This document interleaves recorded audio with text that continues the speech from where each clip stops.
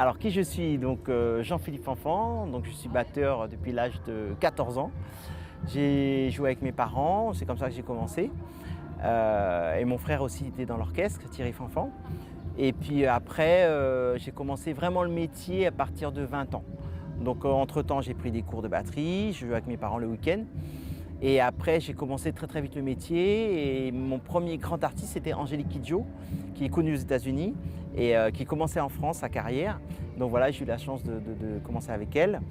Et puis après, de fil en aiguille, après, qu'est-ce que j'ai fait? Après Angélique Kidjo, j'ai fait Touré Kunda.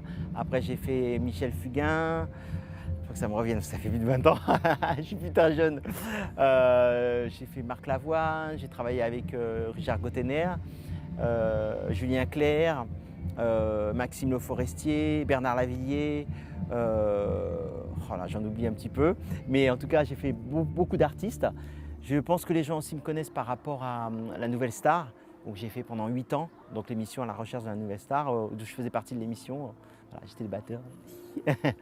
Voilà quoi. Non, ouais, mais après c'est presque ça. Enfin, on mangeait et après à 5 heures, on allait à la cave pour travailler. Non, c'est vrai qu'il y avait beaucoup de musiciens. Et du coup, moi, quand j'ai commencé la musique, très tard, hein, 14 ans avant, je ne voulais pas faire de musique, je ne sais pas pourquoi. Et puis à 14 ans, le déclic. Mais c'est vrai, quand j'ai commencé, donc j'ai pris des cours et le week-end, j'ai joué avec mes parents. Et du coup, j'ai progressé très vite parce que j'avais la théorie, les cours, et en même temps la pratique le week-end. Et je pouvais aussi. Et puis la pratique sur scène, c'est-à-dire on faisait des balles, on faisait des concerts. Donc c'est tout de suite, tu joues un morceau, bon ok, j'en apprends un, là, bah, le week-end suivant, je jouais quoi. Donc c'est vrai que j'ai progressé très très vite. Ça c'est l'avantage d'avoir des parents musiciens, des grands-parents, des oncles, ouais c'est vrai. Et pour l'anecdote, Thierry voulait faire de la batterie et moi je voulais faire de la basse. Alors c'est vrai que la Nouvelle Star, ça m'a permis une exposition. C'est vrai, énorme parce qu'en fait c'était un prime time, c'était tous les mercredis ou tous les jeudis, enfin je ne sais plus la diffusion.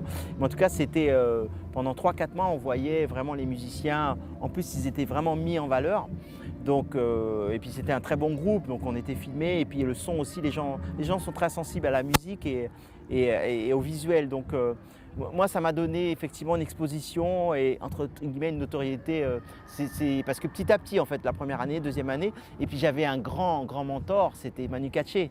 Donc Manu Katché, je sais apprécier beaucoup l'orchestre. Et puis je sais qu'il m'a fait des éloges. Et puis donc du coup, ça m'a donné encore plus de crédibilité parce que j'avais l'aval de mes pairs, quoi. Donc voilà, c'est vrai que ça m'a apporté beaucoup et j'ai beaucoup appris pour ça, d'être réactif et de rentrer directement dans le style et de ne pas se poser de questions, quoi, aller vraiment à l'essentiel. Et quand j'apprenais des morceaux, j'écoutais les batteurs originaux parce que c'était des reprises. Et même en semaine, avant de commencer les répètes pour la nouvelle émission, les morceaux qu'on nous avait donnés, j'allais sur internet, je regardais les batteurs, mais il y a plein de batteurs que je connaissais mais que j'ai redécouvert parce que je regardais leur gestuelle, leur façon de jouer, leur façon même j'écoutais en boucle et ça m'a beaucoup appris. Et c'est vrai que le fait de passer d'un style à un autre, ça m'enrichit quelque part. Et je pense que c'est le propre du musicien, c'est vraiment de s'enrichir et de prendre vraiment la musique telle qu'elle est, quoi. Je pense qu'il y a un côté même sacré dans la musique, il faut, voilà.